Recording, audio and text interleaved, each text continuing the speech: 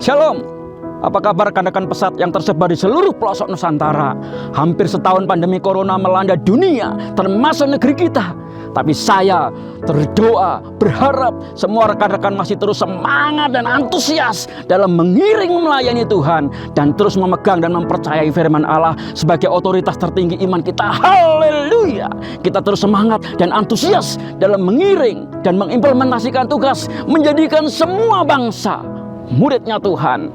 Saya berdiri, di belakang saya adalah Gunung Merbabu, ada Bukit Andong, dan Gunung Ungaran.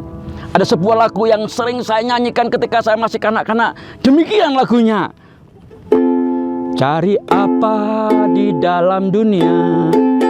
Cari apa di dalam dunia? Cari dunia nanti binasa. Cari Yesus yang penuh cinta. Suara saya sejak dulu ya seperti ini, serak-serak berkuah. Ada pertanyaan dalam lagu tadi. Jika pertanyaan itu diajukan kepada kita, apakah yang akan menjadi jawaban kita? Mari kita terus merenungkan sejenak. Apakah yang kita cari? Apa yang kita kejar hingga saat ini? Mungkin di antara kita ada yang menjawab, saya ingin mencari kekuasaan, saya ingin mengejar posisi tertinggi dalam pekerjaan, saya akan mencari uang sebanyak-banyaknya karena saya tidak ingin hidup menderita seperti saat ini. Pada dasarnya manusia cenderung mengejar kepuasan, kenyamanan untuk mencapai kebahagiaan. Orang yang memiliki segala sesuatu yang telah ia capai belum tentu ia mengalami kebahagiaan. Banyak orang Kristen saat ini disibukkan oleh berbagai aktivitas untuk mencari kebahagiaan, sehingga prioritas utama kehidupannya tidak lagi terfokus kepada panggilan Allah dan keinginan Allah. Ingat perintah Yesus saat memecah-mecahkan roti. Dia berkata, perbuatlah ini menjadi peringatan akan daku. Ya, perbuatan memecah-mecahkan apa yang kita miliki, baik itu waktu, harta, potensi, talenta, untuk orang lain. Memecah-mecahkan tubuh itu tidak nyaman, tidak enak, tapi itu bermanfaat bagi sesama kita. Kali ini saya ingin mengajak kita belajar dari kisah di Yohanes 1 ayat 19 sampai yang ke-51. Dari pembacaan ayat-ayat ini, saya menemukan dua pertanyaan yang ingin saya share buat saudara semua. Yang pertama yang akan kita bahas adalah pertanyaan di Yohanes 1 ayat 19 sampai 24. Di situ dikatakan, dan inilah kesaksian Yohanes ketika orang Yahudi dari Yerusalem mengutus beberapa imam dan orang-orang Lewi kepadanya untuk menanyakan dia, siapakah engkau? Ia mengaku dan tidak berdosa, katanya, aku bukan Mesias. Lalu mereka bertanya kepadanya, kalau begitu, siapakah engkau? Elia. Dan ia menjawab, bukan. Engkau nabi yang akan datang? Dan Yohanes Pembaptis berkata, bukan. Maka kata mereka kepadanya, siapakah engkau? Sebab kami harus memberi jawab kepada mereka yang mengutus kami. Apakah katamu tentang dirimu sendiri? Jawabnya, akulah suara orang yang berseru-seru di padang gurun, luruskanlah jalan Tuhan, seperti yang telah dikatakan Nabi Yesaya. Dan di antara orang-orang yang diutus itu ada beberapa orang Farisi. Dalam Yohanes 1 ayat 19, saya menemukan sebuah pertanyaan yang ditujukan kepada Yohanes Pembaptis. Siapakah engkau? Apakah engkau adalah Mesias yang dijanjikan Allah itu? Apakah engkau merupakan perwujudan Elia, nabi yang terkenal dan pemberani dalam perjanjian lama itu? Apakah nabi yang akan datang? Sebagai hamba Tuhan muda, Yohanes Pembaptis yang baru terjun dalam pelayanan, tentu memiliki cita-cita, memiliki ambisi untuk terkenal dan dikenal oleh banyak orang. Yohanes Pembaptis tidak memanfaatkan kesempatan itu untuk meninggikan dirinya dan sebagai orang yang baru dan disamakan posisinya dengan Elia, salah satu nabi yang hebat di perjanjian lama, dan Mesias pastilah amat membanggakan. Tapi apa jawab hamba Tuhan muda ini? Di ayat 23 di situ dikatakan, Yohanes berkata, aku ini suara yang berseru-seru, luruskan jalan bagi Tuhan, seperti yang tersirat dan tertulis dalam nubuatan Yesaya. Aku adalah pembuka jalan agar orang ketemu dengan Mesias yang adalah sumber perubahan itu, sang pembebas itu. Yohanes mau berjalan seturut rel kebenaran firman Allah. Hal yang sama ditunjukkan kepada muridnya. Yohanes Pembaptis sebagai guru terus promosi dengan menceritakan Yesus adalah anak domba Allah yang bisa menghapus dosa manusia. Hal itu membuat kedua muridnya menjadi tertarik mau ikut Yesus. Yohanes Pembaptis tidak marah ditinggalkan muridnya. Justru dia mendorong agar murid-muridnya belajar dan mengenal Yesus lebih dekat. Yohanes sadar bahwa tugasnya adalah membuka jalan untuk orang-orang termasuk muridnya mengenal dan mengikuti Mesias. Kiblat pelayanannya bukan ke dirinya, orientasi pelayanannya bukan fokus ke dirinya, meski banyak peluang yang bisa membuat dia terkenal, sukses, dan lain-lain. Tanpa pamrih, dia membuka jalan untuk orang-orang datang kepada Yesus, ketemu Mesias itu. Yesus pernah berkata tentang Yohanes di Matius 11 ayat yang ke-11. Aku berkata kepadamu, sesungguhnya di antara mereka yang dilahirkan oleh perempuan, tidak pernah tampil seorang yang lebih besar daripada Yohanes Pembaptis. Meskipun Yohanes Pembaptis namanya sedang viral di awal pelayanannya, sehingga membuat rabi-rabi, tokoh-tokoh agama pada masa itu gelisah dan terus mengkritik dan menghakimi pelayanan Yohanes Pembaptis pada masa itu. Para tokoh agama mulai goyah dengan kehadiran tokoh muda yang energik, pemberani, berkarisma, yaitu Yohanes Pembaptis. Pikiran mereka diombang-ambingkan ke sana sini oleh angin populer. Mereka tidak siap dan tidak mau menerima cara-cara pelayanan Yohanes Pembaptis. Tetapi karena takut akan orang banyak, mereka tidak berani menentang secara terang-terangan. Yohanes Pembaptis, sang abdi Tuhan itu, tidak mempunyai roh penakut. Seperti itu, orang banyak yang berduyun-duyun datang berkumpul mengelilingi Kristus, menjadi bukti nyata pekerjaan Yohanes Pembaptis. Mereka telah mendengar akan keberanian Yohanes Pembaptis dalam menegur dosa, baik kepada orang Farisi yang merasa dirinya suci, imam-imam, Saduki, Raja Herodes, dan anggota majelis, putra dan tentara, pemungut cukai dan petani. Yohanes berkata dengan cara ketegasan yang sama. Yohanes Pembaptis bukan seperti tanaman yang menjulang tinggi, yang mudah digerak-gerakkan, digoyang-goyangkan oleh angin pujian, sanjungan, dan prasangka manusia.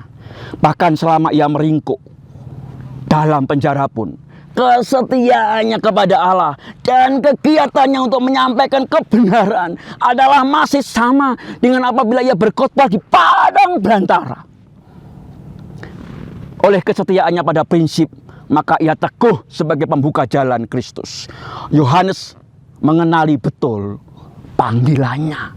Jika kita baca kisah kelahiran Yohanes Pembaptis, kita melihat di sana ada catatan. Dalam pengumuman kepada Sakaria, sebelum kelahiran Yohanes Pembaptis, malaikat berkata kepada Sakaria, karena ia akan menjadi besar kepada pemandangan Tuhan. Menjadi besar. Yohanes Pembaptis akan menjadi besar pada pemandangan sorga. Apakah yang menjadi kebesaran itu? Kebesaran yang dimaksud bukan seperti anggapan dunia, bukan seperti norma-norma dunia, dan tidak menggunakan standar ukur nilai-nilai dunia, seperti tingginya jabatan, kedudukan, kepopuleran, dan banyaknya uang. Tapi kebesaran yang dimaksud adalah nilai akhlak, nilai-nilai kerajaan Allah, karakter Allah. Kasih dan kesucian adalah sifat yang sangat dihargai oleh Tuhan. Yohanes Pembaptis adalah besar pada pemandangan Tuhan. Sebab itu bila ia di hadapan pesuruh Sanhedrin, di hadapan orang banyak, di hadapan murid-muridnya sendiri, ia menjauhkan dirinya daripada mencari hormat, melainkan seluruh pelayanannya diarahkan hanya kepada juru selamat, Sang Mesias, pembawa perubahan yang dijanjikan oleh Allah lewat nubuatan para nabi. Kegembiraan Yohanes Pembaptis dan sukacitanya, yaitu tidak mementingkan dirinya dalam pelayanan. Dia melayani Kristus. Dia menunjukkan contoh keagungan yang belum dinyatakan pada seorang manusia. Bagaimana dengan kita, para pelayan muda, pemimpin muda? Renungkan dan tanyakan pada diri masing-masing. Pembahasan yang kedua dari pasal ini, coba perhatikan di ayat yang ke-38. Yohanes 1 ayat 38. Tetapi Yesus menoleh ke belakang. Ia melihat bahwa mereka, yaitu yang dimaksud 2 orang yang mengikuti Yesus, itu mengikuti dia, lalu berkata kepada mereka, "Apa yang kamu cari?" Kata mereka kepadanya, jawab murid itu, "Rabi, di manakah engkau tinggal?" Dari sini kita tahu kualitas Yohanes Pembaptis dalam memuridkan.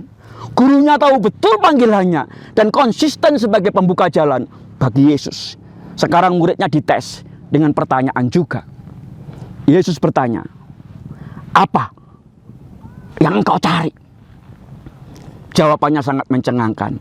Bukan kepengin kaya, pengen terkenal, pengen punya kedudukan, pengen punya banyak uang. Tapi yang keluar dari mulut kedua murid itu adalah, "Guru, di mana engkau tinggal?" Mereka ingin tinggal bersama Yesus, mengiring dan melayaninya. Mereka ingin meningkatkan pengenalannya akan Allah. Apa yang kau cari adalah pertanyaan yang sangat penting untuk kita tanyakan kepada diri sendiri. Maksudnya, apa yang kau cari dalam hidupmu ini? Termasuk pertanyaan, apa yang kau cari dengan bergabung di Pesat? Apa tujuanmu? Apa tujuan hidupmu? Ini bukan mengenai apa yang kita lakukan, yang bisa dilihat orang, melainkan yang tersembunyi dalam hati. Dalam hati. Hal-hal yang mendorong kita melakukan atau tidak melakukan sesuatu, bersifat kekal atau sementara dan duniawi. Orang Farisi dan para ahli Taurat nampaknya setiap hari sibuk berkutat dengan segenap kitab suci dan sibuk pelayanan. Mereka mencari hal-hal yang halus, tersembunyi dan mendalam dari pokok-pokok hukum Taurat. Dan mereka cari kerinduan untuk menyenangkan Allah, atau sebenarnya yang mereka cari adalah harga diri, pujian dari manusia, dan hal duniawi. Demikian juga orang-orang Saduki, walaupun setiap hari ada di bait Allah dengan segudang kesibukannya, sebenarnya yang mereka cari adalah kesempatan untuk memperoleh kedudukan dan kekuasaan. Terlebih lagi kaum Selot yang mencari Mesias dengan harapan akan menjadi pemimpin militer yang mampu menghancurkan penjajah Romawi. Memang bela negara adalah hak dan kewajiban warga negara. Sebagai warga negara adalah salah jika kita tidak ikut serta memperjuangkan kemerdekaan bangsa dan negara. Namun, jika yang kita cari adalah kedudukan, kekuasaan, kekayaan, kenyamanan diri sendiri, bukan kemuliaan Allah dan kebaikan bagi sesama, maka sebenarnya kita sedang mencari hal-hal yang bersifat sementara. Mengapa pertanyaan apa yang kau cari itu penting? Karena jawaban dari pertanyaan tersebut menentukan masa depan kita. Bukan hanya di dunia ini, melainkan juga di masa depan, hidup kekal dalam kekekalan kita nantinya. Dengan menanyakan pertanyaan tersebut kepada diri sendiri, serta merenungkannya secara mendalam, kita ditolong untuk memahami apa sebenarnya yang kita cari di dalam hidup ini. Termasuk apa yang kita cari dengan bergabung pelayanan bersama dengan Pesat. Tuhan Yesus menanyakan pertanyaan penting ini kepada 2 orang murid Yohanes yang sedang mengikuti dia untuk menolong mereka memahami apa sebenarnya yang mendorong mereka memutuskan dan melakukannya. Bagaimana jika ternyata apa yang kita cari masih bersifat sementara? Pada hakikatnya, meskipun nampaknya sibuk mencari dan melayani Tuhan, sebenarnya tidak ada seorang pun di dunia ini yang secara natural mencari hal-hal yang bersifat kekal. Natur dosa kita mengarahkan pandangan kita kepada hal yang bersifat sementara. Untuk benar-benar mencari hal-hal yang bersifat kekal, itu membutuhkan komitmen untuk mengikuti Tuhan Yesus dan berproses dengan Dia sampai akhir hidup kita. Para murid Yohanes Pembaptis mengikuti Tuhan Yesus setelah mendengar Tuhan Yesus dari penjelasan Yohanes Pembaptis. Dia adalah tokoh yang sangat terhormat, sehingga Yohanes berkata bahwa membuka tali kasutnya pun Yohanes Pembaptis tidak layak. Membuka tali kasut adalah pekerjaan seorang budak. Kalau membuka tali kasut saja tidak layak, betapa luar biasanya dia, Yesus, di mata Yohanes Pembaptis. Yohanes bahkan berkata bahwa dia adalah sang anak domba Allah yang menghapus dosa dunia. Jadi apakah murid-murid itu mengikuti Tuhan Yesus karena dia adalah tokoh yang luar biasa? Apa yang sebenarnya mereka cari dari tokoh yang luar biasa itu? Bagaimana dengan kita sebagai orang percaya? Apa yang kita cari di dunia ini? Apakah yang mengejar kerajaan Allah dan kebenarannya dalam kehidupan kita ini? Kerajaan Allah berbicara mengenai pemerintahan Allah di dalam kehidupan kita ini. Seberapa besar peranan Allah di dalam kehidupan kita? Itulah yang akan membuat kita bahagia melebihi apapun yang kita miliki. Matius 6 ayat 33. Carilah dahulu kerajaan Allah dan kebenarannya, maka semuanya akan ditambahkan kepadamu. Kiranya perenungan ini bisa menjadi bahan evaluasi kita dalam mengiring dan melayani Yesus. Jika Tuhan menemui kita hari ini dan bertanya, apa yang kau cari? Maka setiap kita sudah menyiapkan jawaban masing-masing. Tuhan memberkati saudara semua. Saya akan berdoa buat saudara semua. Bapa di dalam sorga, hamba berdoa kiranya tanganmu yang perkasa dan penuh kasih itu menopang, memagari, menudungi, memberkati, mengurapi seluruh komunitas pesat di seluruh Indonesia tanpa terkecuali. Di masa pandemi ini semuanya sehat, jiwanya kuat, dan roh terus berkobar-kobar mengasihi Engkau. Dan implementasinya adalah mengasihi sesama, terlibat memuridkan segala bangsa, melahirkan pemimpin-pemimpin untuk dipersembahkan bagi bangsa ini. Terima kasih Bapa, berkat-Mu tercurah atas seluruh komunitas pesat dalam nama Yesus Kristus Tuhan. Amin.